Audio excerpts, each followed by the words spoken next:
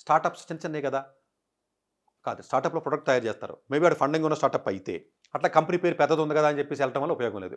నేను గూగుల్‌లో చేస్తున్నాను, అమెజాన్‌లో చేస్తున్నాను, మెటాలో చేస్తున్నాను అని చెప్తారు. అందులో కూడా 4,00,000, 5,00,000 జాబ్‌లు చాలా ఉంటాయి. అది పాయింట్ కాదు అక్కడ. కంపెనీ నేమ్ ఒక పాయింట్ కాదు. సర్వీస్‌లో ఇష్యూస్ వచ్చినప్పుడు కూడా టెక్నికల్ పీపుల్ కావాలి కాబట్టి ఇక్కడ బోనస్‌లో ప్రొడక్టోడికి మిలియన్స్‌లోనే ఇస్తా ఉంటారు ఆడికి. ఎందుకంటే అది ఆ ప్రొడక్ట్ డెవలప్‌మెంట్ కాబట్టి వాడికి లిమిట్ ఉండదు. లిమిట్‌లెస్ బోనసెస్ గాని లేకపోతే ఇన్సెంటివ్స్ గాని ఉంటాయి. వీళ్ళకి తక్కువ ఉంటాయండి. 8-10% ఇస్తారు. ఇప్పుడు కొన్ని కంపెనీస్ అయితే 1%, 2% కూడా ఇచ్చి అవ్వట్లేదండి టీసీఎస్‌లోని వాటిలోని. ఇంకా సరే మేబీ ఆర్&డి కొంత కనెక్టెడ్ ఉన్నటువంటి ప్రొడక్ట్ డెవలప్‌మెంట్ రోల్‌కెళ్ళినట్లయితే ఆఫ్‌కోర్స్ ప్రొడక్ట్ డెవలప్‌మెంట్ రోల్ అంటేనే కొంచెం సాలరీ స్టార్టింగ్ సాలరీస్ కూడా ఎక్కువ ఉంటాయి.